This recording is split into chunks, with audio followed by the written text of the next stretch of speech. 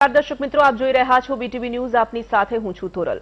જ્યારે ખેતર, બજાર, મંડીને છોડીને અન્નદાતા ખેડૂત રાજધાની દિલ્હી તરફ કૂચ કરે ત્યારે સરકાર પાસે પોતાની કોઈ નારાજગી લઈને આવે કે કોઈ નિર્ણય પર પોતાનો ગુસ્સો લઈને આવે છે। વિરોધ થાય, પ્રદર્શન થાય, પણ આખરે આખી વાતમાં જીત તો સિયાસતની જ થાય છે અને ખેડૂત અને તેના મુદ્દાઓ તો પાછળ જ છૂટી જાય છે। આવું આપણે સામાન્ય રીતે જોતા આવ્યા છીએ, પણ આ વાત એ છે જે મુદ્દાઓ ખેડૂતોના મનને મૂંઝવતા હોય તે મુદ્દાઓ પર તો વાત થવી જોઈએ। આજે ફરી ચર્ચાના કેન્દ્રમાં આવ્યો છે ધરતીપુત્ર, કારણ કે નરેન્દ્ર મોદી સરકાર કૃષિ સુધારને લઈને 3 બિલ લઈ આવી છે। તેના વિરોધમાં હરિયાણા, પંજાબ અને વેસ્ટર્ન યુપીના ખેડૂતો સૌથી વધુ પ્રદર્શન કરી રહ્યા છે। દેશના બીજા રાજ્યોમાં મોટા પ્રમાણમાં પ્રદર્શનો ન જોવા મળ્યા। આ તરફ બીજેપીના સાથી પક્ષ અકાલી દળના સાંસદ હરસિમરત કૌરે રાજીનામું પણ આપી દીધું, ત્યારે કોંગ્રેસ અને અન્ય વિપક્ષો પણ આ બિલનો સતત વિરોધ કરી રહ્યા છે। લોકસભા અને ત્યારબાદ રાજ્યસભામાં 3 બિલ પાસ થઈ ગયા। આ બિલ બંને સદનોમાં પાસ થઈ ચૂક્યા છે, છતાં આ મુદ્દા પર ચર્ચા થવી ખૂબ પ્રસ્તુત છે। સવાલો આ બિલ સાથે અને તેના વિરોધ સાથે અનેક ઊભા થઈ રહ્યા છે। સવાલ એ છે કે જો આ બિલ ખેડૂત વિરોધી છે તો આખા દેશમાં વિરોધ કેમ ના થયો? સરકારની મોટી વોટ બેંક સ્વાભાવિક ખેડૂતો પણ છે જ, અને જો આ કાયદો ખેડૂત વિરોધી હોય તો સરકાર કેમ આવો કાયદો લાવવા માટે અડગ રહી? જો આ કાયદાથી ખેડૂતોનું નુકસાન થઈ રહ્યું છે તો કોના ફાયદા માટે લાવવામાં આવ્યો છે આ કાયદો? સવાલો આ ઉઠે છે અને તેનો જવાબ મેળવવો સ્વાભાવિક અનિવાર્ય છે। ચર્ચા એ પણ ઉઠી રહી છે કે શું ખેતી એ કંપનીઓના હાથમાં જઈ રહી છે? અને આ સવાલોના જવાબ મેળવવાનો પ્રયાસ આજના મહામંથનમાં।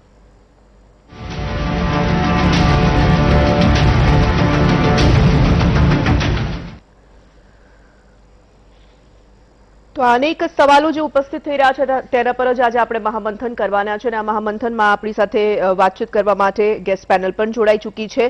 કોંગ્રેસમાંથી નેતા યુવરાજસિંહ રાણા આપણી સાથે જોડાયા છે, ભાજપમાંથી નેતા મહેશભાઈ કસવાલા ચર્ચામાં ભાગ લેશે, ખેડૂત અગ્રણી સાગરભાઈ રબારી આપણી સાથે છે, આ વિષયના તજજ્ઞ એટલે કે કૃષિ નિષ્ણાત રાજેન્દ્રભાઈ ખીમાણી પણ આપણી સાથે છે અને ખેતી સાથે જોડાયેલા જ મનોજભાઈ પટેલ પણ છે। આપ તમામનું ખૂબ ખૂબ સ્વાગત છે। યુવરાજસિંહ, સૌથી પહેલો સવાલ આપના થી આપણે વાતની શરૂઆત એટલા માટે કરીએ કે આ જે બિલ હવે તો બંને સદનોમાં પાસ થઈ ચૂક્યું છે, શા માટે વિપક્ષ દ્વારા, તમારા દ્વારા વિરોધ કરવામાં આવી રહ્યા છે? આખરે એવા કયા કારણો જોઈ રહ્યા છો?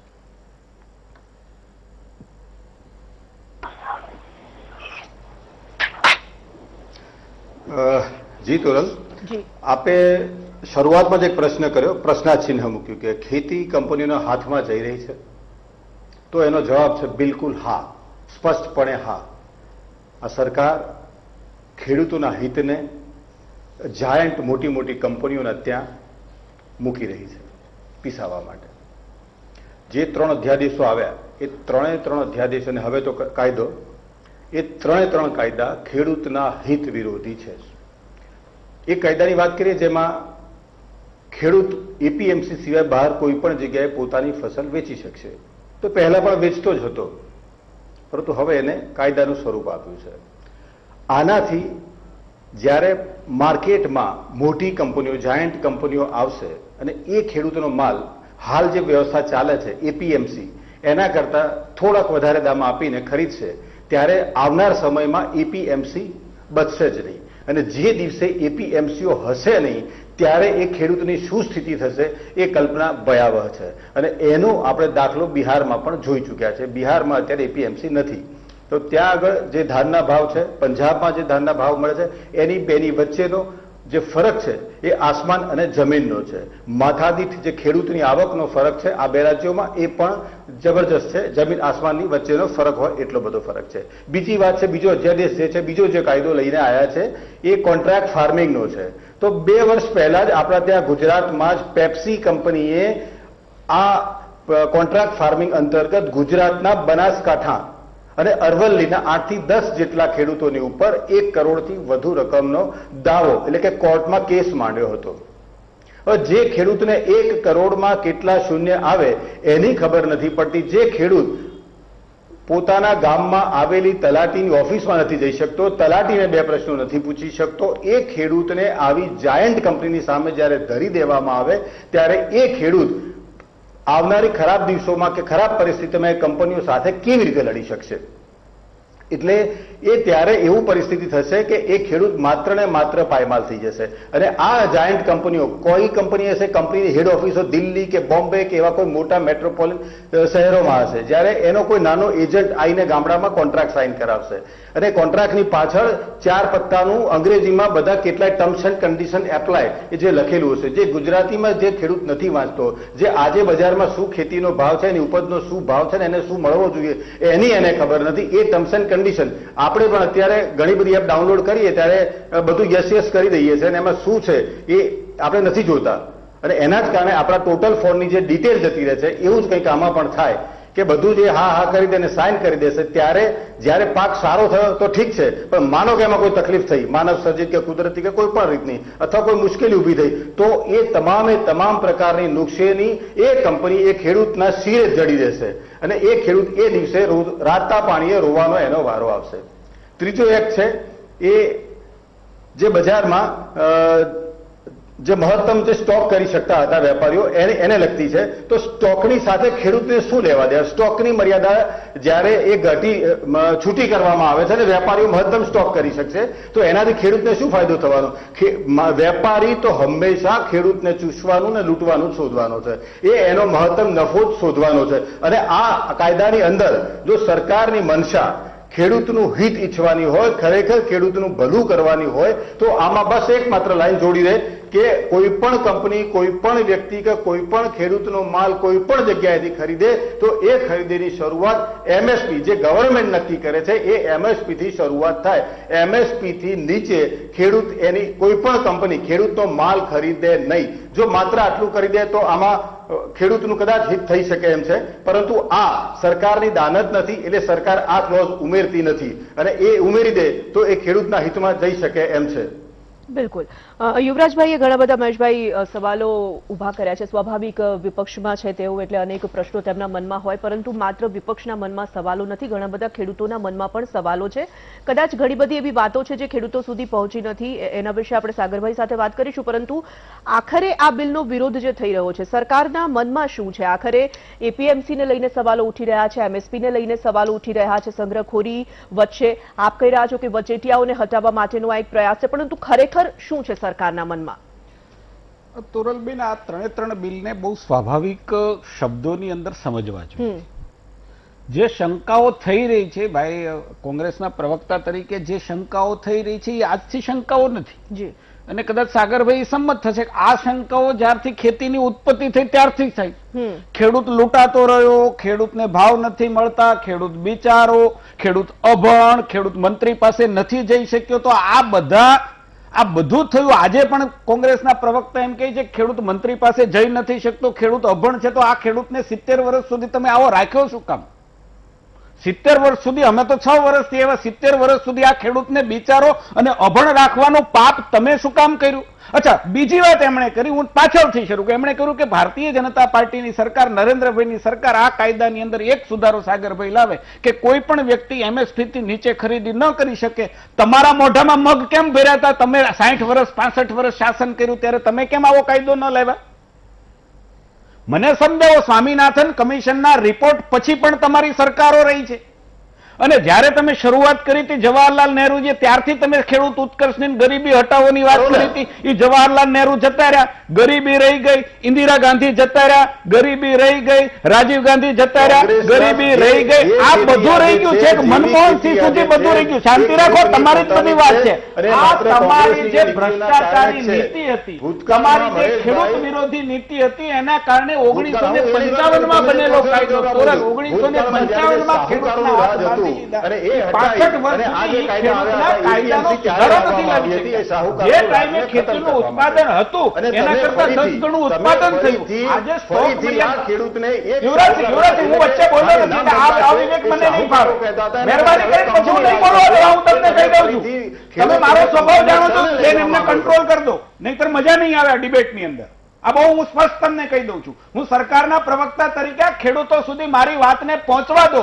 તમે 70 વર્ષ સુધી જે જૂઠાણા ચલાવ્યા છે, ખેડૂતના હાથ સૈન્યના હાથ બાંધી રાખ્યા હતા. આજે સૈન્ય એક ચીનની સામે મહેશભાઈ, ચીનને ઉભા આપણે કરીને બહુ પછી બહુ કરીને મોટા આ પરિપ્રેક્ષ્યમાં વાતચીત નથી કરવી. આપણે ખેડૂતોની ખેડૂતોના મુદ્દા પર આવીએ અને બીજું પણ એક વાત ઉમેરી દઉં. મહેશભાઈ એક જ મિનિટ, બીજી વાત એ ઉમેરી દઉં, 70 વર્ષમાં જે નથી થયું એની નહીં, અત્યારે તમે જે કરો છો મારે એની વાત કરવી છે.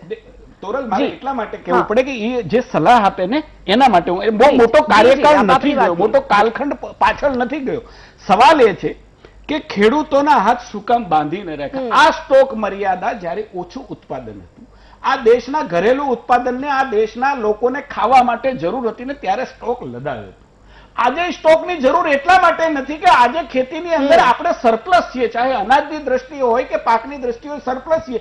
કોઈ પણ વ્યક્તિ, ચાહે ખેડૂત છે, ચાહે વેપારી છે, ચાહે કોઈ પણ વ્યક્તિને એમ થાય કે ખેડૂતનો ભાવ, ખેડૂતની પાસેથી મારી પાસે થોડી ઘણી મૂડીની રકમ છે, મારી પાસે કોઈ એને સંગ્રહ કરવાની શક્તિ છે, કોઈ ગોડાઉન છે, તો હું 10 લાખનો 20 લાખનો માલ ખેડૂત પાસેથી લઈ, ડાયરેક્ટ ખેડૂત પાસેથી લઈ, ખેડૂતને પોસાય એવા ભાવે લઈ અને હું એનો કરી શકું, પછી વેપાર કરી શકું, તો એમાં ખોટું શું છે? કહેવાનો મતલબ કે ખેડૂતોને માર્કેટ યાર્ડ સિવાયની માર્કેટ આપવા માટે, ખેડૂતોની જે ઉપજ છે એને માર્કેટ વધારે પૂરું પાડી અને એની હરીફાઈ વધારવા માટેનું આ પગલું છે ને, એના કારણે હંમેશા જે કોઈ પ્રોડક્ટની લેવાલીની હરીફાઈ વધે એની કિંમત વધે. આ સરકારનું આ પગલું છે. ખેડૂતના 65 વર્ષથી હાથ બાંધી રાખ્યા હતા, એ હાથ ભારતીય જનતા પાર્ટીએ બાંધવા નથી અને તમે એ કરી શક્યા હો. બીજી વાત કોન્ટ્રાક્ટ ફાર્મિંગની વાત છે. સાગરભાઈ મારી સાથે સંમત થશે. અમે દેશી ભાષામાં એને કહીએ છીએ ભાગવું આપીએ. ભાગવું આપીએ એ શું છે? કોન્ટ્રાક્ટ નથી, કોન્ટ્રાક્ટ છે. આ જે કોન્ટ્રાક્ટ છે એને સંવૈધાનિક રીતે કાયદેસરનું સ્વરૂપ, એમણે બનાસકાંઠાનો દાખલો આપ્યો. હા, બનાસકાંઠાનો દાખલો સાચો પણ હશે, પરંતુ આવું ન થાય એટલા માટે ખેડૂતોની જમીન છે એ ગીરવે ન મૂકી શકાય. ખેડૂતોની જમીન છે એ આવા ઉદ્યોગપતિઓ હડપ કોન્ટ્રાક્ટ કરી અને કરે છે એ ન કરી શકે એટલા માટે આ કોન્ટ્રાક્ટ ફાર્મિંગ છે. આજે ખેડૂતને તમે આજે 70 વર્ષે તમે શરમ આવી જોઈએ કોંગ્રેસના પ્રવક્તાને ખેડૂતને બિચારો કહેતા. આ રાખ્યો કોને ખેડૂતને? એ ખેડૂત પાસે મૂડી નથી, વાત સાચી છે. તો એ ખેડૂત પોતાની પાસે જે મિલકત છે એમાંથી વધારે ઉપજ લેવા કોઈનું મૂડી રોકાણ લાવી શકે કે નહીં? એક સીધી સાદી વાત, આર્થિક જગતના લોકો અહીંયા હશે તો એ ખ્યાલ આવશે કે વિદેશી મૂડી રોકાણ આવે દેશમાં તેજી આવે કે મંદી આવે? તેજી આવે. તો ખેડૂત માટે કોન્ટ્રાક્ટ ફાર્મિંગ છે એ વિદેશી રોકાણ છે. જો કોઈ કોન્ટ્રાક્ટ ફાર્મિંગમાં એમ કહે કે મારે 5000 મણ ઘઉં જોવે છે, તું મને એનું ઉત્પાદન કર, હું 1000 રૂપિયા લઈ લઈશ, તો એમાં વાંધો શું? એ 5000 મણ ઘઉં ખરીદવાની સામે એને એડવાન્સ પૈસા આપશે, એડવાન્સ બિયારણ આપશે, સંસાધન આપશે, ખાતર માટેના પૈસા આપશે અને એનો વીમો લેશે. એવા પ્રકારનો આ પ્રાવધાન છે. છતાંય ખેડૂતને જો એના કરતા જે કોન્ટ્રાક્ટ સાઇન કર્યો છે બેન, એના કરતા ઓછા ભાવ બજારમાં હશે તો એને કોન્ટ્રાક્ટ કરેલા પૈસા ખેડૂતને આપવા પડશે. આ ખેડૂતનું ભવિષ્ય ઉજ્જવળ કરવા માટે આ પ્રકારની એની જે ઉપજો છે એને વધારેમાં વધારે સેક્ટર સુધી લઈ જઈને લોકો વધારેમાં વધારે એને ખરીદી શકે, એનું મૂલ્ય છે એ એમએસપી કરતા પણ વધે એવા પ્રકારના સરકારના પ્રયાસો છે. અને અમે એટલા માટે અમે જે વાયદો કર્યો છે એ કર્યો છે કે ખેડૂત છે એની કિંમત અમારે ડબલ કરવી છે, એની આવકને અમારે ડબલ કરવી છે, કિંમત નહીં. આ લોકો કિંમતને લઈને મંડી પડે છે. એ દિશામાં તમારું આ બિલ જે છે તે દિશામાં લઈ પહેલી વખત 15 વર્ષ પછી એમએસપી માં એવું આપ માની રહ્યા છો ને કહી રહ્યા છો? હજી એમને ખબર નથી. ઠીક છે સાગરભાઈ, 3 જે બિલ છે એમાંથી 3માંથી એક બિલનો વધારે ક્યાંક ને ક્યાંક વિરોધ થઈ રહ્યો છે. તમે એક્સપર્ટ છો આ આખા મુદ્દા પર, તો તમને વધારે સારી રીતે પ્રકાશ પાડી શકશો. એમએસપી ને લઈને આપણે અનેક મુદ્દાઓ પર આ વિષય પર ચર્ચા કરવી પડશે. એમએસપી ને લઈને જે રીતે ખેડૂતોના મનમાં ચિંતા છે એને લઈને તમારું શું માનવું છે? અને પ્રશ્ન એટલા માટે પણ ઉઠે છે, વિપક્ષ પણ સવાલ કદાચ એટલા માટે ઉઠાવી રહ્યો છે, જો હું ન ભૂલતી હોઉં તો શાંતાકુમાર કમિટી જે રચવામાં આવી હતી અને તેમાં જે સૂચનો કરવામાં આવ્યા હતા તે પણ ક્યાંક ને ક્યાંક એમએસપી માં કંઈક ફેરફાર આવશે એવું સૂચવી રહ્યા છે. એટલા માટે આ ડર છે. તમે શું કહેશો? 3 કાયદા છે અને એ ત્રણેયની વાત તો કરવી જોઈએ ને કે આટલી વારમાં 3 કાયદા બધા સમજાવી દઈશું એ પણ શક્ય નથી. પણ ખેડૂતોને મારી એક અપીલ છે કે કોઈ પણ સરકાર હોય કાયદો હંમેશા શુભ હેતુથી જ બનાવે છે, પછી જે કંઈ પ્રશ્નો થતા હોય છે એ અમલીકરણના હોય છે. તમને વિનંતી એ છે કે તમે જાતે વાંચો અથવા વંચાવો, સમજો, તમે ચર્ચા કરો. કોઈના દોરવાયામાં દોરવાઈ જવામાં મજા નથી. આપણે જાતે નિર્ણય કરતા થઈ જઈએ અને આંખ મીચીને વિશ્વાસ કરવાના દિવસો ગયા આવે. એટલે મહેરબાની કરીને ખેડૂત તરીકે અધકચરી માહિતી આંખ મૂચીને વિશ્વાસ કરી અને આપણે હિસ્સોમાં વિરોધમાં કે સમર્થનમાં જોડાઈ જઈએ એ ખોટું છે. સમજીને નિર્ણય કરો. ટૂંકું મારા માટે એસેન્શિયલ કોમોડિટી એક્ટ એકદમ ટૂંકો છે, એટલે પહેલા કહી દઉં કે જયારે આઝાદ થયા અને પાછળ પેલા બંગાળના દુષ્કાળનું પણ એક બેકગ્રાઉન્ડ હતું કે એક તરફ માલ ભરેલો હતો અને એક તરફ લોકો ભૂખે મર્યા દુકાળમાં અને અછત પણ હતી, આપણે વિદેશથી ઘઉં વગેરે આયાત પણ કરતા હતા. એ દિવસોમાં એસેન્શિયલ કોમોડિટી એક્ટ એના વખતે એ એકદમ ઉત્તમ હતો, બરાબર હતો. આજે આપણે સરપ્લસ છીએ અને એસેન્શિયલ કોમોડિટી એક્ટ જે આવશ્યક ચીજ વસ્તુ ધારો છે એ સીધો ખેડૂતને અસર કરી દેવાનો છે એવું પણ નથી. એની અસર વચ્ચે ઓછે અંશે સારી કે ખોટી તમામ ગ્રાહકને થવાની છે. હવે એક મારો સવાલ એ છે કે એસેન્શિયલ કોમોડિટી એક્ટ હતો છતાં પણ ખેડૂત પાસેથી 3 રૂપિયે ડુંગળી ખરીદીને 30 ને 40 રૂપિયે નથી વેચાઈ, 2 રૂપિયે મરચા ખરીદીને 40 રૂપિયે નથી વેચાયા. એટલે આ વચ્ચેનો ગાળો તો હતો જ એસેન્શિયલ કોમોડિટી એક્ટ હોવા છતાં. અને એ વખતે આજે નાનો આ ફેરફારથી પ્રમાણમાં નાનો અથવા મધ્યમ વેપારી પણ થોડો સ્ટોક પોતાની પાસે રાખી શકશે, તો એને કારણે ખેડૂતને બજાર મળશે. જે મોટા મગરમચ્છો જેને સાદી ભાષામાં આપણે કહીએ છીએ એ તો અહીંથી સ્ટોક લઈને વિદેશના દુબઈના કે સિંગાપુરના ફ્રી પોર્ટ પર સ્ટોક કરતા હતા, અહીંયા અછત ઊભી કરીને પાછો લાવીને વેચો જ છે ને આપણે દાળના 150-200 રૂપિયા ચૂકવ્યા છે. એટલે આમાં એસેન્શિયલ કોમોડિટી એક્ટથી ખેડૂતો બરબાદ થઈ જશે એવું જરાય પ્રમાણિકપણે નથી માનતો. વચ્ચે ઓછે અંશે બજારમાં ખરીદનારા વધશે તો ખેડૂતને ક્યાંક ને ક્યાંક ફાયદો થશે. બીજો જે એક્ટ છે કોન્ટ્રાક્ટ ફાર્મિંગનો છે સાદી ભાષામાં. હવે કોન્ટ્રાક્ટ ફાર્મિંગ આપણા ત્યાં પહેલેથી થતું આવ્યું છે, હાલ પણ ચાલુ છે. કોન્ટ્રાક્ટ ફાર્મિંગ એક્ટની સામે જે સૌથી મોટો ડર બતાવાય છે તે એ છે કે ખેડૂત ખેત મજૂર બની જશે. હવે એની જે કાયદાની કલમ 8 છે, ભૂલતો ન હો, મેં લખી છે પેજ 5 ઉપર કલમ નંબર 8 છે. એમાં કોઈ પણ પ્રકારનો વિવાદ થાય કોન્ટ્રાક્ટ કરનાર અને કરાવનાર વચ્ચે અને માની લો કે ખેડૂત પાસેથી કંપનીએ પૈસા લેવાના નીકળે છે તો પણ ખેડૂતની જમીન વિશે કોઈ હુકમ થઈ શકશે નહીં. આ બહુ સાફ પેજ નંબર 5 કલમ નંબર 8 એના ઉપર લખેલું છે કે એની જમીનનો જપ્તીનો કે ગીરોનો કે વેચાણનો હુકમ નહીં થઈ શકે. બીજો ડર એ બતાવાય છે કે એમાં કોર્ટમાં જવાની ના પાડી દીધી છે, તો ન્યાય માટે ક્યાં જશો? હું કાયદો સમજો છું, મેં વાંચ્યો છે એ પ્રમાણે એવું છે કે ન્યાયની પ્રક્રિયાને વધારે સરળ કરી છે. બંને કરાર કરનાર વચ્ચે માની લો કે હું અને રાજુભાઈ એક કરાર કરીએ છીએ તો પહેલેથી જ એમાં જોગવાઈ કરીએ છીએ કે ભાઈ ગામના 2 જાણકાર ખેડૂત આગેવાનો, 2 કંપનીના માણસો હશે, એક કોઈ નિવૃત્ત ન્યાયાધીશ કે કાયદાના જાણકાર વ્યક્તિ, આ 5 જણ જે નક્કી કરે તે આપણે માનવાનું, જે જૂની પંચ સિસ્ટમ કહેતા હતા.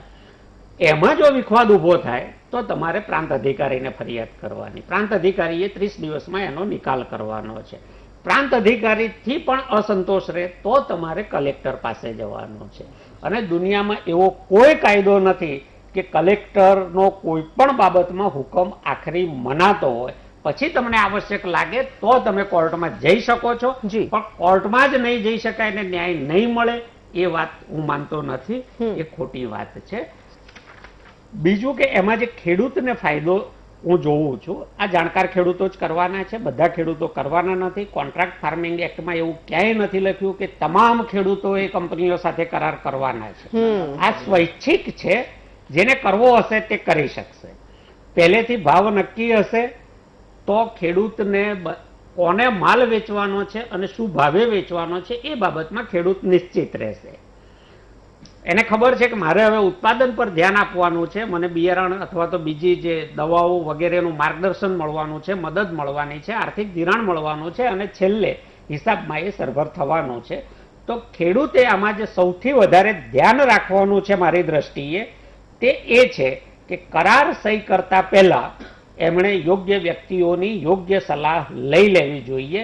સરકારને મારું સૂચન એ છે કે ગુજરાતીમાં આ સાહિત્ય સ્થાનિક ભાષામાં જો ઉપલબ્ધ થાય તો ખેડૂતો મારા કે બીજા કોઈના કહેવાથી દોરવાય નહીં, પોતે વાંચી સમજી અને સક્ષમ રીતે નિર્ણય કરી શકે. બિલકુલ. અને ક્યાંક જરૂર પડે તો જેમ આપણા મફત કાનૂની કેન્દ્રો છે કોર્ટમાં ન્યાય માટે, એમ આ પ્રકારની ખેડૂતો માટે કરાર વગેરે કરવા માટે શરૂઆતના તબક્કામાં નિષ્ણાતોની વ્યવસ્થા કરવી જોઈએ, જેથી કરીને કોઈ ખેડૂત ખોટો ભેરવાઈ ન જાય. આ વાત થઈ કોન્ટ્રાક્ટ ફાર્મિંગની. ત્રીજી વાત છે કે સાદી ભાષામાં એપીએમસી એક્ટમાં ફેરફાર થયો છે. બધા જ એટલે મેં ખૂબ લોકોને સાંભળ્યા છે, બધા જ એવું કહે છે કે એપીએમસી એક્ટ હતો છતાં પણ ખેડૂતો બહાર માલ વેચી જ શકતા હતા. અર્ધ સત્ય છે. કેટલાક સારા એપીએમસી સંચાલકો હતા, એ શેષ નહોતા ઉઘરાવતા કે ભાઈ ખેડૂતે વેચો, પણ અનેક એપીએમસીઓ તમે ગમે ત્યાં માલ વેચો તો પણ રસ્તામાં ટ્રકો રોકી અને શેષ લેતા હતા. આ ગુજરાતમાં જ એવા 25 એપીએમસી હતા કે જ્યાં એક પણ સોદો આખા વર્ષમાં નહોતો થતો, ચૂંટણી થતી હતી અને એમણે 2-3 માણસો રાખ્યા હોય, એ આખા તાલુકામાં ફરી ફરીને બાઇક પર શેષ ઉઘરાવતા હતા અને ચૂંટાયેલી બોડી જેની હોય એ લોકો એ પૈસાના બળે જલસા કરતા હતા, પોતાની રાજકીય કારકિર્દી બનાવતા હતા. હવે માની લો કે આ જે જૂનો એપીએમસી એક્ટ હતો એ ખૂબ સારો હતો ને એનાથી ધરતી પર સ્વર્ગ આવી ગયું હતું, તો દેશમાં 3 લાખથી વધારે ખેડૂતોએ આત્મહત્યા શા માટે કરી? જો એપીએમસી એક્ટમાં બધા જ તમારા વિકલ્પો હતા તો 3 લાખથી વધારે ખેડૂતોએ આત્મહત્યા શા માટે કરી? શા માટે ખેડૂતોને ક્યારેય પૂરા ભાવ ન મળ્યા? ક્યારેય નથી મળ્યા ને. એપીએમસી જો બરાબર કામ કરતું હતું તો ખેડૂતોને પૂરા ભાવ મળવા જોઈતા હતા. એપીએમસી એક્ટમાં ખરેખર ખેડૂતોનો અવાજ હતો ખરો? જૂના એક્ટની વાત કરું છું. એપીએમસીમાં ક્યાંય પણ એક પણ જગ્યાએ કોઈ ખેડૂતના પૈસા ડૂબ્યા જ નથી. એવું બન્યું છે ખરું? તો આ જો એના દૂષણો અથવા ખામીઓ ત્રુટીઓ હતી તો એને સુધારવામાં વાંધો શું છે? 1963માં બનેલો એક્ટ 2020માં જો બદલાય છે તો એમાં વાંધો શું છે? હા, એમાં સૂચનો હોઈ શકે, વધારે ચોકસાઈ રાખવા માટેના કોઈ સૂચનો હોઈ શકે, તો સરકારે પણ પોતાનું મન ખુલ્લું રાખવું જોઈએ. આજે આનો વિરોધ એટલે ખેડૂતો વિરોધ કરે છે એ મને સમજાતું નથી. ખરેખર આનો વિરોધ જો એપીએમસી ના સંચાલકો કરે તો હું એનો તર્ક સમજી શકું. બિલકુલ કે ભાઈ બરોબર છે કે એમને જે બહારથી શેષ ઉઘરાવવાને એક રજવાડું મળ્યું હતું એ રજવાડું લૂંટાય છે એટલે એપીએમસી વિરોધ કરે છે. પંજાબમાં આને બીજી રીતે જોડીને જોવામાં આવે છે કે ટેકાના ભાવની ખરીદી બંધ થઈ જશે, ટેકાના ભાવમાંથી સરકાર નીકળી જશે. તોરલ, ખેડૂતોની સાદી સમજણ માટે આ ચોખવટ કરું છું કે આજે પણ જ્યાં સરકારે ખરીદી કેન્દ્ર શરૂ ના કર્યું હોય એવા કોઈ પણ એપીએમસી એ તમારો માલ ટેકાના ભાવે ખરીદ્યો ખરો? એપીએમસી અને ટેકાનો ભાવ આ બે તદ્દન જુદી વસ્તુ છે. આ બેને કંઈ જ લેવા દેવા નથી. પંજાબ અને હરિયાણામાં જે સૌથી વધારે વિરોધ થાય છે એનું એક ત્રીજું પણ કારણ છે કે તોરલ પંજાબમાં કુલ શેષ એપીએમસીમાં જે માલ વેચાય એના પર 8.5% લાગે છે અને એમાં 3% એપીએમસી નો શેષ છે, 3% આરોગ્ય ઉપકર છે રાજ્ય સરકારનો અને 2.5% દલાલોની એટલે કમિશન એજન્ટનું કમિશન છે. 12,000 કરોડ ફેમિલીના પંજાબમાં 28,000 નોંધાયેલા કમિશન એજન્ટ છે. હા, એ કમિશન એજન્ટોની આવક પર 100% અસર પડવાની છે, પણ એનાથી ખેડૂતને નુકસાન જવાનું છે એ વાત ખોટી છે. આ એપીએમસી એક્ટ, આ ટેકાના ભાવ, આ છતાં મેં ખાસા વર્ષો પહેલા પંજાબમાં લાગેલા બોર્ડના અહેવાલ જોયા છે જ્યાં આખાને આખા ગામ વેચવાના હતા. ત્યાં આટલી ટેકાના ભાવે ખરીદી ઊંચી થાય છે. ઘઉં અને ડાંગરમાં કદાચ 70 થી 80% ખરીદી ત્યાંની સરકારો કરે છે અને છતાં પંજાબના ખેડૂતના માથે દેવું કેટલું છે એ કોઈ કેમ નથી કહેતું. પંજાબમાં ખેડૂતોના આટલા બધા આપઘાત કેમ છે? ત્યાં ટેકાના ભાવે ખરીદી થાય છતાં ખેડૂત દુઃખી કેમ છે? એટલે હું ટેકાના ભાવને બિલકુલ માનતો નથી. ટેકાનો ભાવ તો અનિવાર્ય સંજોગોમાં જ્યારે આફત આવી પડે છે ત્યારે સરકાર પોતાનો એક હાથ લાંબો કરે છે મદદનો, અને એ આખા દેશના માત્ર 8% ખેડૂતોને મળે છે. બિલકુલ, એથી વધારે ખેડૂતોને નથી મળતો. સરકારની એક કમિટીએ જે આંકડો પણ જાહેર કર્યો છે, સાથે નહીં જોડવા જોઈએ. બિલકુલ. સાગરભાઈ ઘણા બધા મુદ્દાઓ પર વાત કરી છે. રાજેન્દ્રભાઈ, હવે તમારી પાસે આવું છું. આપ આ વિષયના નિષ્ણાત છો. ખાસ કરીને આ બિલ છે, સૌથી પહેલા શરૂઆતમાં પણ મેં એટલા માટે જ કહ્યું કારણ કે જે રીતે વિપક્ષ વિરોધ કરી રહી છે, પરંતુ આ બિલ જે ખેડૂતો માટે છે, કૃષિ સુધાર બિલ છે, તમામ રાજ્યોના ખેડૂતો વિરોધ નથી કરી રહ્યા. ક્યાંક ક્યાંક વિરોધ આવી રહ્યો છે અને ચર્ચા એટલા માટે કરવી જોઈએ. સાગરભાઈએ સરસ વાત કરી કે આખું જે આ બિલ છે તેને સરળ ભાષામાં તમામ રાજ્યોના ખેડૂતો સુધી સમજણ પહોંચે એવો પ્રયાસ સરકારે કરવો જોઈએ. આ એક ખૂબ સારું સૂચન છે જે સરકારે ધ્યાને લેવું જોઈએ. સાથે સાથે કોઈક રાજકીય પક્ષના હાથા તો નથી બની જતા ખેડૂત, એ પણ ધ્યાન રાખવાની તમામ લોકોની જવાબદારી છે. રાજેન્દ્રભાઈ, કેવી રીતે જુઓ છો આ બિલને? પહેલી વસ્તુ તો એ છે કે આ ત્રણેય બિલો છે એ આમ જોવા જઈએ તો છેલ્લા 20 વર્ષમાં, હું ભાજપ કોંગ્રેસની સરકારની વાત નથી કરતો, પણ છેલ્લા 20 વર્ષોમાં જે સરકારની નીતિ રહી છે, એ ભાજપની હોય કે કોંગ્રેસની હોય, ઉદારીકરણની નીતિ છે. અને આ ત્રણેય બિલોને આપણે ઉદારીકરણની નીતિની સાથે જોવા પડશે. કારણ કે મૂળ વાત છે એ જ્યારે હમણાં જે બધી ચર્ચાઓ આપણે કરી રહ્યા છીએ બધા ઉદારીકરણના ઉદાહરણોની રૂપે છે. એટલે માર્કેટની અંદર કોમ્પિટિશન થાય તો ભાવ વધારે મળે એ દ્રષ્ટિએ પેલું બિલ જે લાવવામાં આવ્યું છે તે એ લાવવામાં આવ્યું છે કે જેને કારણે ખેડૂતો છે એ એપીએમસીનો જે કાયદાની આપણે વાત કરી રહ્યા છીએ તે કે એમાં એક કોમ્પિટિટિવ ઊભું થાય, માર્કેટ બજાર ઊભું થાય, અને એની સાથે માર્કેટને પણ પ્રોત્સાહન આપવાની વાત એ બિલમાં કરવામાં આવી છે. પણ ભૂતકાળમાં આપણે જોવું જોઈએ કે 2002ની અંદર ચોપાલ બહુ જ પંજાબમાં એમાં શરૂ થયું, પણ એ ચોપાલનો કંઈ આપણને બહુ લાભ મળ્યો હોય એવું નથી થયું. મૂળમાં મને એવું લાગે છે કે આપણે ત્યાં જે ખેડૂતોની સંખ્યા છે એને જોવી જોઈએ. 86% જે ખેડૂતો છે આપણે ત્યાં, જેમની પાસે માત્ર 18% ખેતીની જમીનો છે. એટલે મોટો ભાગ છે એ નાના ખેડૂતો છે. બાકીના જે 18-20% રહ્યા, 14% કે 18%, એમની પાસે બાકીનો મોટો ભાગ છે.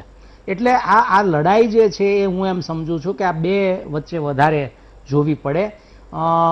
અને મને તો આ બિલમાંથી ને તો જે નીકળશે તે નીકળશે, પણ બીજી જે વાત એની આડ પેદાશ તરીકે આપણે જોવી જોઈએ તે હવે જોવાની જરૂરિયાત સરકારની પણ છે. તે આત્મનિર્ભરતાની આપણે જ્યારે વાત કરીએ છીએ ત્યારે સૌથી પહેલા છે ખેડૂત આત્મનિર્ભર થાય એની વિશે પણ સરકારે થોડીક હવે ચર્ચા કરવી પડશે. અને ખેડૂતનું આત્મનિર્ભર એટલે પૈસા નહીં. સાહેબ જે મહેશભાઈ કહે છે એ પૈસા ડબલ કરી દેવા, આવક ડબલ કરી દેવી, એ વાત તો બરોબર છે, પણ ખેડૂતને જે સાગરભાઈએ પણ કહ્યું કે આટલા લોકોએ આત્મહત્યા શું કામ કરી? કારણ કે મારા ઘરની અંદર હું જ્યારે ખેતી ખર્ચ કરું છું ત્યારે મારી આવકનું મને ખબર નથી. એટલે હવે બજારને આધારિત ખેતીને બદલે આપણે આપણા કુટુંબને આધારિત ખેતી કઈ રીતે કરીશું એ સંદર્ભે પણ વિચાર કરવો પડશે. કારણ કે આ આખી ત્રણેય બિલો જે છે એ બજાર આધારિત બિલો છે. એટલે મને તો આ ત્રણેય બિલોમાંથી ને છેવટે બજારની ગંધ આવે છે કે આ બધું બજાર માટે આપણે કરી રહ્યા છીએ. કેમ આપણી સરકારની નીતિ ખેડૂતના કુટુંબને આત્મનિર્ભર કરવાની ના બને એ દિશામાં વિચાર કરવો પડશે. કારણ કે મેં કહ્યું એમ 86% ખેડૂતો તો નાની જમીનવાળા છે કે જેને એનું પોતાનું ગુજરાન ચાલે એટલું કરવાનું છે. એને બદલે આપણે એને બજારના રવાડે ચડાવીએ છીએ, અને બજારના રવાડે ચડાવીએ છીએ એટલે આત્મહત્યા કરવાનો વારો આવે છે. એટલે મને એવું લાગે છે કે આ ત્રણેય બિલોમાં બહુ આમ જોવા જઈએ તો જે ખેડૂત તરીકે કહીએ તો હું માનું છું કે 18 કે 20% લોકોને અસર કરે એવા આ બિલો છે. પણ ગ્રાહકોને ચોક્કસ અસર કરશે, અને ગ્રાહક એટલે મોટો ગ્રાહક વર્ગ છે આપણો, એ બધાને અસર કરશે, એ એટલી હકીકત છે.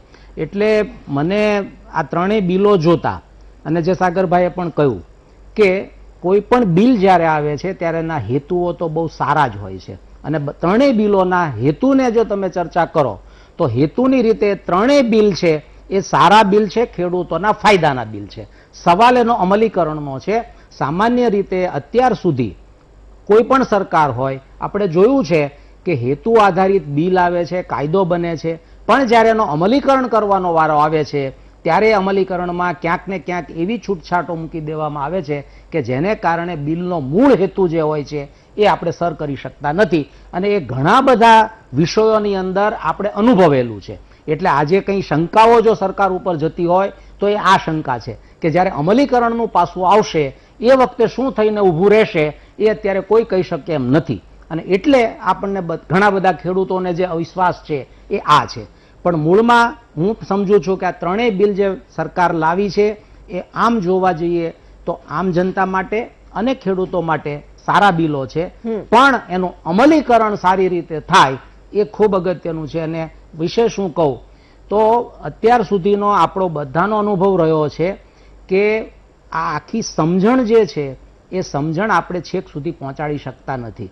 આપણે ઘણા બધા છેલ્લા 12 વર્ષમાં 15 વર્ષની અંદર કૃષિ મેળાઓ કર્યા, પછી કૃષિ રથ કર્યા, આ બધું જ કર્યું. આમ છતાં જે વસ્તુ નાના ખેડૂત સુધી પહોંચવી જોઈએ તે આપણે પહોંચાડી શકતા નથી. એ પણ હકીકત જ છે. ને એને કઈ રીતે પહોંચવું, કેવી રીતે ત્યાં સુધી જવું એ સરકારનો આજનો વિષય હોવો જોઈએ કે આપણી જે કંઈ નીતિઓ બને છે, આપણા જે કંઈ કાયદાઓ બને છે, એ કાયદાઓની સરળ ભાષામાં છેલ્લા માણસ સુધી છે એ વસ્તુને આપણે સમજાવી શકીએ, એ દિશાના પ્રયત્નો આપણે ચોક્કસ કરવા પડશે. બિલકુલ. મનોજભાઈ, એક વાત જે વારંવાર આવી રહી છે કોન્ટ્રાક્ટ ફાર્મિંગની, જે આપણી ચર્ચામાં પણ આપણે મુદ્દો લીધો છે, કોન્ટ્રાક્ટ ફાર્મિંગની બધી શરૂ થશે તેવો વિપક્ષ દ્વારા જે રીતે આક્ષેપ થઈ રહ્યો છે. ખેડૂત ખેત મજૂર કદાચ જે રીતે ખેતી કરી રહ્યો છે પરંતુ ખેત મજૂર બનીને રહી જશે, કોર્પોરેટ ખેતી શરૂ થઈ જશે. આપનું શું માનવું છે આ બિલ સાથે જોડાયેલી આ વાત કેટલી આપને લાગી રહી છે? કોન્ટ્રાક્ટ ફાર્મિંગ બાબતે જે લોકો વિરોધ કરી રહ્યા છે એમનો કોન્ટ્રાક્ટ ફાર્મિંગ નો મતલબ પૂરો ખ્યાલ નથી. તો જેનાથી કોન્ટ્રાક્ટ ફાર્મિંગ થી ખેતીના જમીનના હકો કોઈ તબદીલ કરવામાં નથી આવતા, પરંતુ જે તે કંપનીઓ સાથે ખેડૂત જે તે સિઝનની જણસ પૂરતો જ એનો કોન્ટ્રાક્ટ હોય છે, જેની સામે કંપનીઓ એને ખાતરો બિયારણો પૂરા પાડતી હોય અને એની જે જણસ તૈયાર થશે એનો પહેલા દિવસથી ભાવ નક્કી થયેલો હોય. એ ભાવના પ્રમાણે ખેડૂતે એ માલ એને આપવાનો, એટલે એને શું ભાવ મળશે એને વાવેતર કર્યા પહેલા એને ખ્યાલ હોય છે તો મને મારી પેદાશનો આ ભાવ મળવાનો, એ ભાવ એને પોસાશે તો જ ખેડૂત એનો એગ્રીમેન્ટ કરશે. ગુજરાતીમાં પણ એગ્રીમેન્ટ હોય છે, જેમ કે પેપ્સી કંપની, એનો ઇંગ્લિશમાં એગ્રીમેન્ટ નથી, મેકેન્સ ગુજરાતીમાં જ એગ્રીમેન્ટ છે. જે દિશાના અંદર ખેડૂતો ઉપર પોલીસ કેસો પર ફરિયાદો અથવા તો જે કરોડો રૂપિયાના જે ભાઈ યુવરાજજીએ કીધું કેસો કરવામાં આવ્યા હતા કંપનીઓએ, એ કેસો જમીનો પડાવી લેવા માટેના નતા, પણ કોન્ટ્રાક્ટનો ભંગ કરી કંપનીએ બિયારણો બાકીમાં અથવા તો બિયારણ લાવવાના એના ઉપર જે તે કંઈ રોકાણ કરેલું હતું એની જગ્યાએ ખેડૂતે એ જણસ કંપનીને આપવા બંધાયેલો હતો કોન્ટ્રાક્ટથી, એની જગ્યાએ એને ઊંચા ભાવ મળતો માર્કેટમાં વેચી દીધી હતી, એના કેસો થયા હતા. જે પેટન્ટ રજીસ્ટર હતો એના અંદર કેસો થયા હતા. સેકન્ડ થિંગ, એમના રજીસ્ટર પેટન્ટ વાળું બિયારણો કોઈએ માર્કેટમાંથી લઈને એની હેરાફેરી કરતા હતા, એના કેસો થયા હતા. કોઈ ખેડૂતોની જમીન પચાવી પાડવા બાબતેના એ કેસો નતા થયા, એટલે એ વાત ખોટી છે. અને બીજું, કોન્ટ્રાક્ટ ફાર્મિંગ કરવા વાળી જે કંપનીઓ આજે છે એ આજે 2014 પછી નથી આવી, વર્ષોથી ખેતી કરતી હતી અને ખેડૂતોની આવક ડબલ કરવાના ઉદ્દેશ્યથી જે સરકારે 2022નું વિઝન પૂરું કરવા માટેના આ એક પગલા રૂપેનો ભાગ છે. કોન્ટ્રાક્ટ ફાર્મિંગથી ખેડૂતોને નુકસાન નથી થતું, એના ભાવો પહેલા દિવસથી ફિક્સ થઈ જાય છે. તો મારી પેદાશ આ ભાવથી જ વેચાશે, એ એગ્રીમેન્ટના અંદર રાઇટિંગમાં હોય, એ ઓપન નથી હોય. એટલે કોન્ટ્રાક્ટ ફાર્મિંગ થી ખેડૂત પાયમાલ થાય, કંપનીઓના જમીનો ખરીદી લેશે અથવા ખેડૂત ખેતમજૂર થઈ જશે, ખેડૂત જ રહેવાનો છે અને એના જમીનને માલિકી હક ઉપર કોઈ ફેરફારો થવાના નથી. એટલે જે લોકો આ બાબતોનો વિરોધ કરી રહ્યા છે એમને કોન્ટ્રાક્ટ ફાર્મિંગની પૂરી ડેફિનેશનનો અભ્યાસ નથી, હું એવું માનું છું. બિલકુલ મનોજભાઈ, તો સરકાર દ્વારા જૂનમાં અધ્યાદેશ લાવવામાં આવ્યો હતો અને હવે આજે લોકસભા અને રાજ્યસભામાં જ્યારે પાસ થઈ ગયું છે બિલ, તો કૃષિ બિલ 2020 એ ખેડૂતોને નુકસાન કરતા છે કે ફાયદાકારક છે, તે જ વિષય પર આજે આપણે મહામંથનમાં ચર્ચા કરી રહ્યા છે. કોર્પોરેટ ખેતી થશે, જો આ ખેતી થશે તો કોને ફાયદો થશે, આ તમામ બાબતો પર ચર્ચા રહેશે યથાવત. બ્રેક બાદ પુનઃ સ્વાગત મહામંથનમાં અને આપણી ચર્ચામાં આપણે આગળ વધીશું. યુવરાજભાઈ, ફરી એક વખત આપની પાસે જે રીતે અત્યારે આપણે ચર્ચા કરી, અત્યાર સુધી જેટલા પણ લોકો જોડાયેલા છે તમામ લોકોનો મત આપણે જે મેળવ્યો, માત્ર ભારતીય જનતા પાર્ટી જ નહીં પરંતુ ખેડૂત આગેવાન હોય, વિષય નિષ્ણાત હોય, તમામ લોકો કહી રહ્યા છે કે બિલમાં કોઈ જ તકલીફ નથી, બિલ તો સારું જ છે, તો પછી વિપક્ષ શેના માટે વિરોધ કરી રહ્યું છે?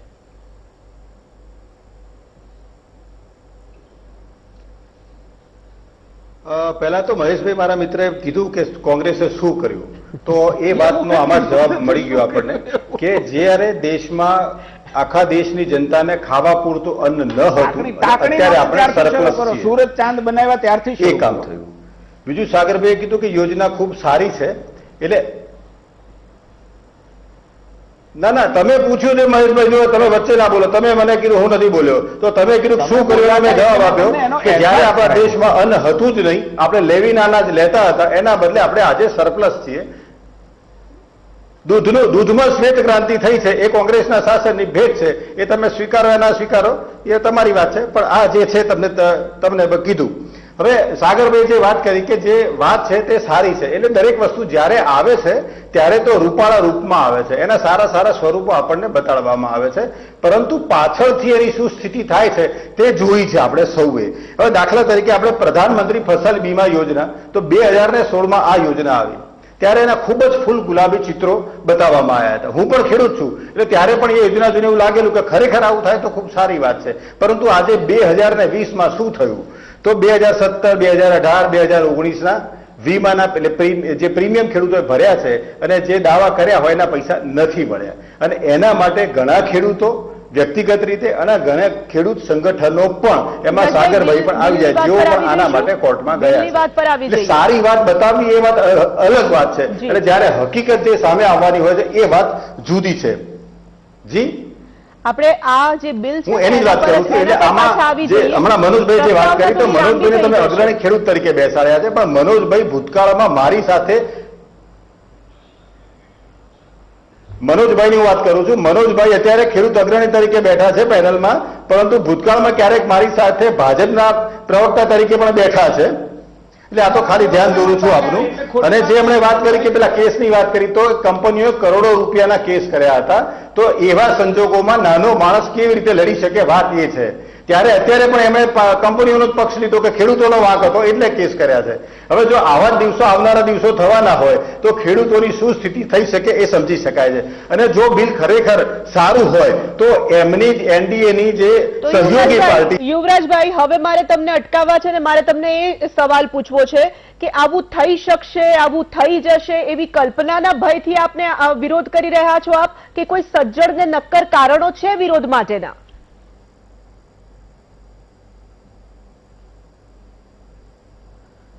ટેકનિકલ કારણ મને લાગે છે કે થયું છે. આપણો અવાજ નથી પહોંચી રહ્યો. હા, ઠીક છે. એમની પાસે ફરી એક વખત છે. મહેશભાઈ, જે રીતે અત્યારે યુવરાજભાઈ વાત કરી રહ્યા હતા, કોઈ ચોક્કસ કારણોની વાત કદાચ હજી સુધી નથી આવી રહી, પરંતુ ઘણા બધા મુદ્દા સાગરભાઈએ પણ કયા છે. એમાંથી ખાસ કરીને હવે ખેડૂતોની આવક બમણી કરવાની વાત હોય, ખેડૂતોનો વિરોધ જે રીતે અનેક રાજ્યોમાંથી તો સામે આવ્યો છે, સાવ નથી આવ્યો એવું પણ નથી. આ તમામ બાબતોને પહોંચી વળવું પડશે. તોરલબેન, બહુ વાત સાચી છે. વિરોધ આવે, લોકશાહીમાં દરેકનો અધિકાર છે. સમજ હોય ન સમજ હોય, કેટલાક લોકો વિરોધ કરતા હોય, લોકશાહીની આ બ્યુટી પણ આપણે કહી શકાય. મારે બહુ લોજિક સાથે જવું છે તોરલબેન કે બે વાતો અપભ્રંશના સ્વરૂપમાં લોકોને જે પ્રકારે કોંગ્રેસ કે પ્રતિપક્ષના લોકો આખા દેશની અંદર ભડકાવે છે એ બે વાત છે કે એપીએમસી છે એને નબળી કરી અને એને બંધ કરી દેવામાં આવશે. આ કાયદાની અંદર આવું ક્યાંય પ્રાવધાન. બીજી વાત, હા બોલી લો આપ બોલી લો. આપ આપની વાત પૂરી કરો, પછી મહેશભાઈ પાસે જઈએ છીએ. હેલો, હું યુવરાજભાઈ આપને હતી. મારો અવાજ મારા અવાજનું શું થયું? મારી વાત ચાલુ હતી ને કપાઈ ગઈ. મહેશભાઈનો અવાજ આવે? મારો અવાજ તમારા સુધી પહોંચે છે યુવરાજભાઈ?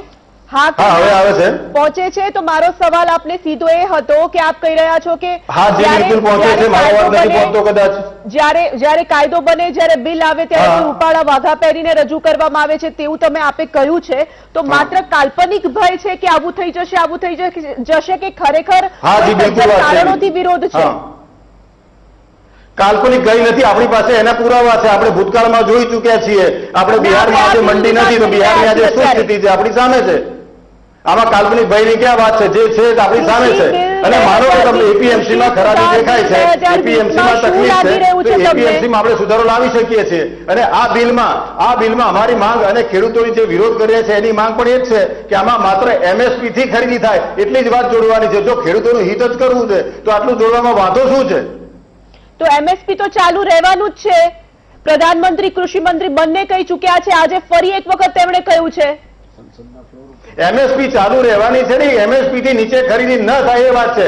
જ્યારે આ એક્ટ બની રહ્યો છે, એમએસપી ની જે વાત છે એ એક એક્ટ નથી, એમએસપી એક્ટ નથી. એ માત્ર ને માત્ર પ્રશાસકીય બાબત છે. અને આ એક્ટ બનવા જઈ રહ્યો છે. આ એક્ટ ની અંદર આ એક જ બાબત ઉમેરવાની છે કે જ્યારે પણ કોઈ પણ કંપની, કોઈ પણ વ્યક્તિ ખરીદી કરે છે તો એમએસપી થી નીચે ન કરે.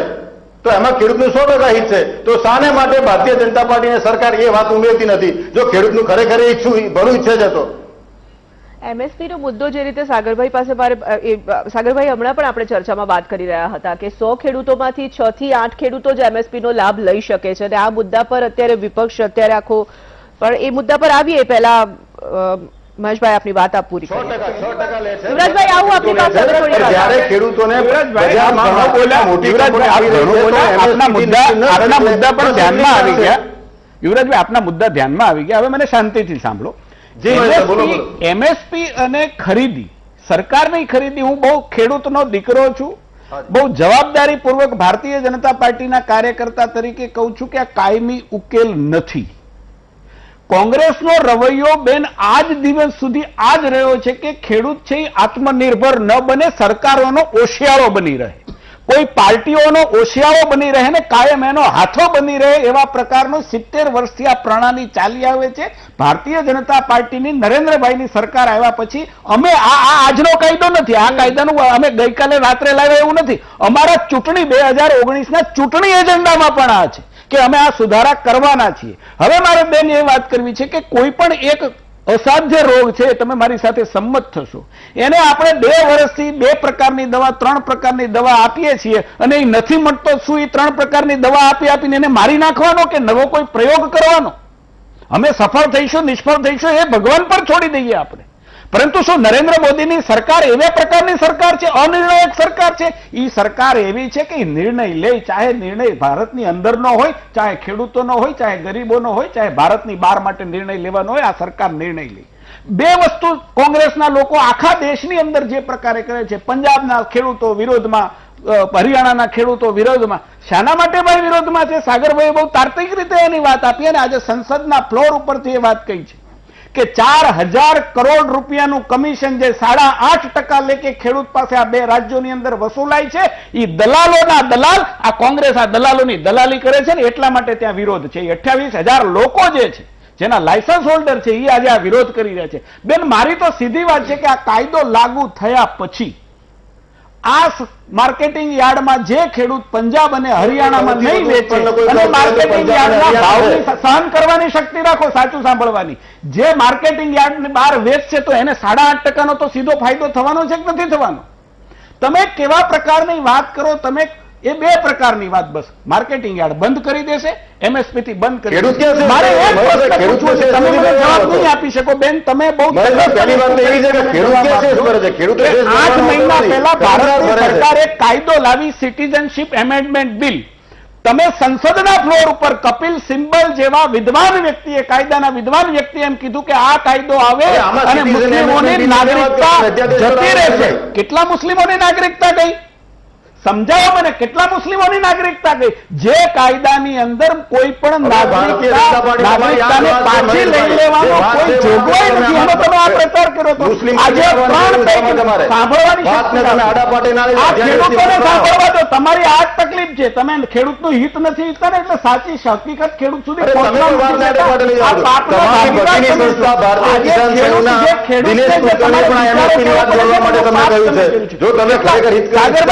લોકોની નાગરિકતા કાયદામાં કોઈ જગ્યાએ એપીએમસી બંધ કરવાનું નથી. માનનીય પ્રધાનમંત્રી અને કૃષિ મંત્રીએ ડંકાની ટોચ ઉપર સંસદના ફ્લોર ઉપર કીધું છે કે ગુજરાતની સરકારની અંદર એના નિર્ણયો થઈ ગયા છે, પરંતુ તમને કયા મોઢે અમારે સમજાવવા, કઈ ભાષામાં સમજાવવા, તમને સમજાવવા માટે અમારે હવે એવું લાગે છે કે ભારતીય જનતા પાર્ટી ખરીદી કરે એ MSP નીતિ ખરીદી ન કરે, અને MSP જે સરકાર ખરીદી કરે છે એ તો માત્ર 6% જ હોય છે. MSP આપીને કુલ ઉત્પાદનના 6% સરકારે ખરીદી કરી નથી. બજારમાં જે મોટી કંપનીઓ આવવાની છે એ MSP નીચે ખરીદી ના કરે. જો હું બોલવા નહીં તો હું તમને બહુ કહું છું યુવરાજભાઈ, હું તમને બોલવા નહીં તો હવે બેન કહેશે તોય નહીં બોલવા દે. હવે મને એવું લાગે છે યુવરાજસિંહને પણ અટકાવવા પડશે, બંને જણાને અટકાવવા પડશે. મારી છેલ્લી વાત હું તમને કહું, કોંગ્રેસની વાત નથી. સાગરભાઈ, પીડા ક્યાં છે આ દેશમાં? સાહેબ ક્યાં પીડા છે? કે ખેડૂતના ઘરમાં માલ પડ્યો છે એની જ પીડા છે ને. ખેડૂતના ઘરમાં 2 ગુણી અનાજ પડ્યું છે કે 2 ગુણી ઘઉં પડ્યું છે એટલે એને ચિંતા છે ખેડૂતને. ખેડૂતની પાસેથી તરત જ એક સ્ટેપ આગળ વધીને વેપારી પાસે જતું રહે છે. પછી ક્યાંય ચર્ચા થાય છે કે વેપારી કેટલા ભાવે વેચે છે, ક્યાં વેચે છે, એને શેષ આપવી પડે છે, શું નથી આપવું પડતું એ. તો શું મારા ખેડૂતની આ ચર્ચા આપણે કાયમ કરતી રહેવી છે કે એને બજાર આપવું છે આપણે? એ ચાહે પંજાબની અંદર વેચે, ચાહે હરિયાણાની અંદર વેચે, ચાહે અમરેલીનો ખેડૂત અમદાવાદની અંદર વેચે, એને જ્યાં એનો ભાવ મળે ત્યાં વેચવા માટેની છૂટ હજી આપણે નથી આપવી. 8 કિલોમીટરના કાળા કાયદા તરીકે લેખે તમે કેટલા ખેડૂતની મફતમાં જમીનો તમે લઈ લીધી ને, એ પ્રકારની શાસન વ્યવસ્થા તમારી હતી. અને હજી શું આ ખેડૂતને એનો માલ છે એ તમારા દલાલો, જેની તમે દલાલી કરો છો, દલાલો હડપ કરી લે એવી વ્યવસ્થા તમારે રાખવા જોઈએ. એમના પિતાજીને મારા પિતાજીએ જિંદગી ઘસી નાખી. નાનકડા બ્રેકમાં જો રોકાવું પડે યુવરાજભાઈ, આ બંનેને અટકાવું છું. એક પક્ષ છે આ કાયદાને ઐતિહાસિક કાયદો કહી રહી છે અને એક પક્ષ છે એવું કહી રહ્યું છે કે આ કાળો કાયદો છે. પરંતુ સાચી વાત અને સાચી હકીકત આખરે શું છે, જેના માટે આ કાયદો બનાવવામાં આવ્યો છે, તે ખેડૂતોને આમાંથી કેટલો ફાયદો થવાનો છે તેના પર જ આપણે ચર્ચા કરી રહ્યા છે અને એ જ ચર્ચા લઈને પરત ફરીશું. Welcome back. બ્રેક બાદ ફરી એક વખત ચર્ચામાં આગળ વધીએ. સાગરભાઈ, જે વાત સાથે આપણે બ્રેક પર ગયા હતા, એક તરફ ઐતિહાસિક કાયદો, એક તરફ કાળો કાયદો, આ બંને જે અવાજો ઉઠી રહ્યા છે એમાં ખેડૂત ક્યાંક ને ક્યાંક અસમંજસમાં છે, ચિંતામાં છે કે ખરેખર આ કાયદો એના માટે શું લઈ આવવાનો છે. બેન, એપીએમસી એક્ટ ગુજરાતમાં તો સૌથી પહેલા મોટે ભાગે માર્ચ કે એપ્રિલમાં જ બદલાયો હતો. ફેબ્રુઆરીમાં મેં સૂચન પણ કર્યું હતું પત્ર લખીને કે આ એક્ટ હવે બદલવાની જરૂર છે. તો જુઓ, એ વખતે એપીએમસી એક્ટની વિરુદ્ધમાં ગુજરાતમાં ક્યાંય કોઈ વિરોધ થયો નથી. મોટે ભાગે બધાએ આવકાર્યો હતો. આ 3 જે વટહુકમ હતા એ 5મી જૂને બહાર આવ્યા હતા. આજે આપણે સપ્ટેમ્બર લગભગ પૂરો થવા આવ્યો છે. તો ખરેખર આ ખેડૂત વિરોધી હતા તો સામાન્ય ખેડૂત ન સમજે એ તો સમજાય એવું છે. પણ કયા રાજકીય પક્ષો એ વખતે રોડ પર ઉતરી ગયા હતા ખેડૂતોના હિતમાં, અથવા તો ખેડૂતો સુધી પહોંચી ગયા હતા કે ભાઈ તમારી વિરુદ્ધ વટહુકમ, જેણે રાજીનામું આપ્યું છે એ વખતે એ પણ વિરોધ નથી કરી શક્યા. એમને ઘણા લોકો છે. એક મિનિટ વચ્ચે હું આપને એટલા માટે રોકું છું કે જીએસટી નો કાયદો ભારતીય જનતા પાર્ટી લાવે તો ખરાબ, એ લોકો લાવતા હતા તો સારું.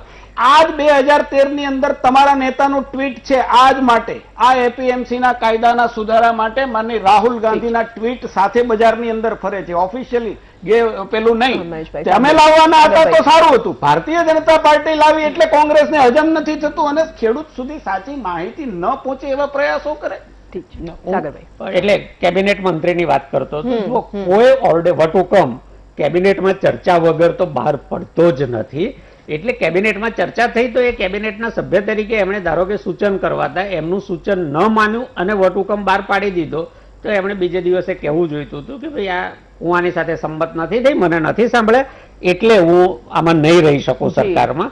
પણ એમના પતિએ પણ 20 દિવસ પહેલા જ પંજાબ વિધાનસભાનું 1 દિવસ માટેનું સત્ર મળ્યું, એમાં તરફેણ કરીને કોંગ્રેસના મુખ્યમંત્રી પર આક્ષેપ કર્યો છે કે આ ફાયદામાં છે, તમે ખેડૂતોને ગેરમાર્ગે દોરો છો.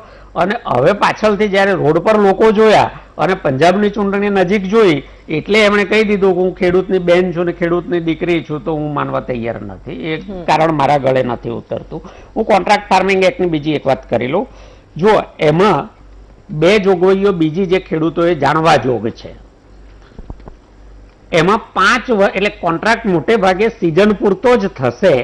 કોઈને વધારે લાંબો કરાર કરવો હોય તો મહત્તમ 5 વર્ષનો થશે. 5 વર્ષથી વધારેનો કરાર થવાનો નથી. એમાં એગ્રીમેન્ટ કયું નહીં થઈ શકે એની પણ સ્પષ્ટતા કરેલી છે. એ જેનાથી ખેડૂતની જમીનને અસર થતી હોય, એટલે કે ધારો કે જમીન ગીરો એગ્રીમેન્ટમાં લખાવતા હોય અથવા શ્યોરિટી ગેરંટી તરીકે જમીન લખાવતા હોય તો એવું એગ્રીમેન્ટ માન્ય ગણાશે નહીં. જમીનના સ્વરૂપમાં ફેરફાર થતો હોય, એટલે ધારો કે કંપની એમ કે 5 વર્ષનો કરાર કરીએ છીએ ને અમે અહીંયા આ વસ્તુ એક શેડ બનાવીશું, ગોડાઉન બનાવીશું, આ કરીશું.